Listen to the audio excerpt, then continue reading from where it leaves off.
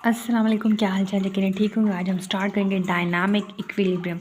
Dynamic का मतलब होता है मूवमेंट। इक्विलिब्रियम मतलब एक इक्विलिब्रियम का मतलब होता है इक्वल, यानी एक ऐसी स्टेट होती है जिसमें दोनों जो रिएक्शंस हैं, जो केमिकल रिएक्शन में प्रोडक्ट्स और रिएक्टेंट्स हैं, उनकी अमाउंट इक्वल आ रही होती है। If a reversible reaction is started by mixing the reactants, reversible reaction ऐसा होता है कि जिसमें रिएक्टेंट्स जो है मिक्स होकर कन्वर्ट हो रहे थे प्रोडक्ट्स में, फिर वही प्रोडक्ट्स वापस जा रहे होते रिएक्टेंट्स में। The reaction move in the forward direction only. After some time, when enough concentration of product are built, they react to give back the reactants in reverse reaction. Reversible reaction ऐसा होता है जिसमें हम mix करते हैं reactants को, वो सीधा फिर कन्वर्ट होता है प्रोडक्ट में, तब जो रिएक्शन होता है वो फॉरवर्ड होता है। उसके बाद फ़ौरन ही जैसे कंसनट्रेशन बढ़ी प्रोडक्ट की, वो वापस चेंज होना शुरू हो गए रिएक्टेंट्स में, तो इसको हम रिवर्सिबल रिएक्शन कहते हैं। The reaction will keep on going in both the direction until the rate of forward reaction become equal to rate of backward reaction. Reaction चलता रहता है, ये जो रिवर्सिबल रिएक्शन है। लेकिन एक ऐसी स्टेज आती है जब ये दोनों इक्वल हो जाते हैं, यानी रेट ऑफ फॉरवर्ड और रेट ऑफ बैकवर्ड रिएक्शन दोनों इक्वल हो गए। In other words, number of reactants molecule will be disappear as a result of forward reaction become equal to number of reactant molecules which will form as a result of reverse reaction। यानी ये एक reactants जो है वो ख़त्म हो रहे हैं, प्रोडक्ट में कन्वर्ट हो रहे हैं, फिर वो प्रोडक्ट जो है वापस आ रहे हैं रिएक्टेंट में। The same will be true for product molecules.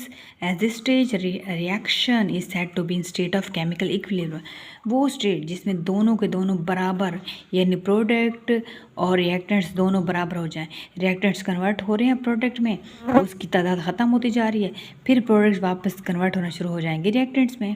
ठीक है, तो मतलब अब इक्वल हो रहा है। It appears as if nothing is going on, ऐसे लगता है जैसे कुछ भी नहीं हो रहा ऑन दिस रिएक्शन वेसल में।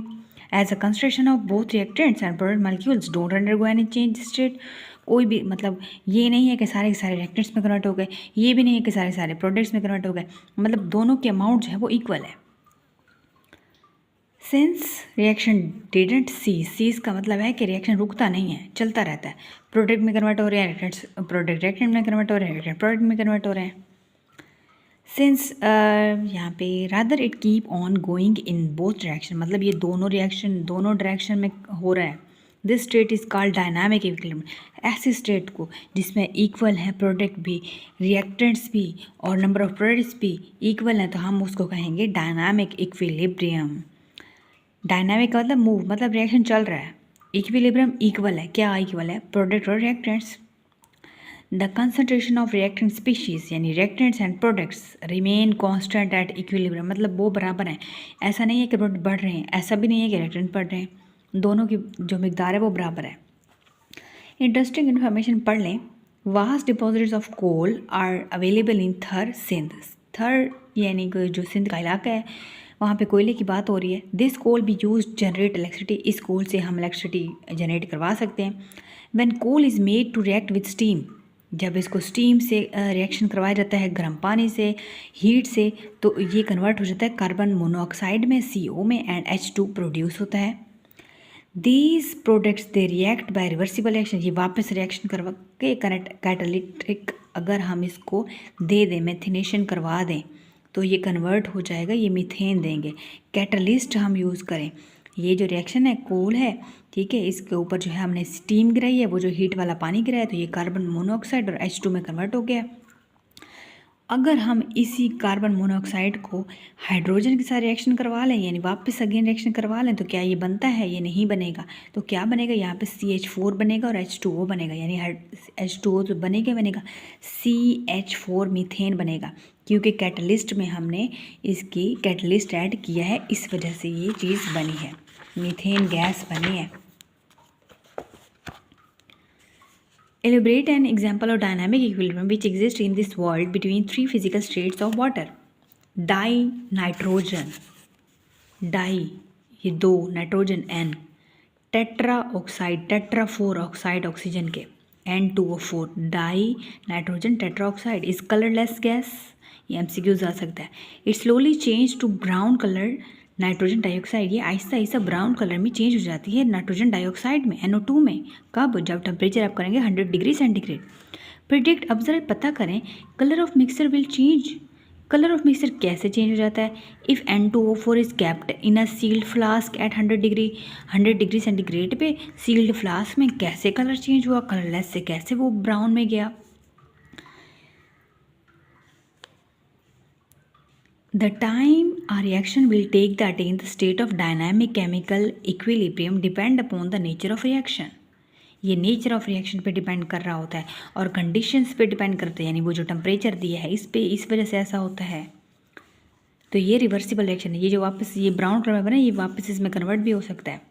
For dynamic equilibrium to set up the rate of forward reaction, अगर आपने डायनामिक इक्विलिब्रियम में सेट करना है तो रेट ऑफ फॉरवर्ड रिएक्शन को लाजमी इक्वल होना है रेट ऑफ बैकवर्ड रिएक्शन के।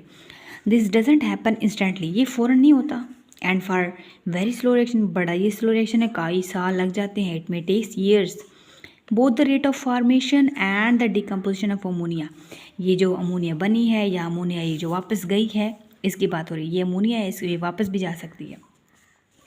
Both the rates of formation and the decomposition of ammonia, ये जो अमोनिया बन रही है या इसको डिकम्पोज करेंगे नाइट्रोजन और हाइड्रोजन में, तो हमें कैटलिस्ट यूज़ करना पड़ेगा, हमें हीट देनी पड़ेगी 400 डिग्री सेंटीग्रेड तक। This reaction will reach the equilibrium state with in minutes, तो ये विद इन मिनट्स जो है इक्विलिब्रियम स्टेट हासिल कर देगा।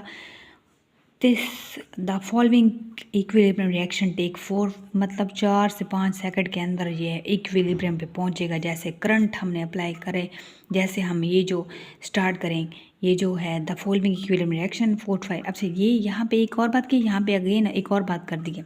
यहाँ पे बात की कि अगर हम 400 डिग्री सेंटीग्रेड टेम्परेचर बढ़ा दें तो वो जो अमोनिया है हमारी ये कन्वर्ट हो जाएगी, वापस कन्वर्ट होना शुरू कर देगी हाइड्रोजन नाइट्रोजन में।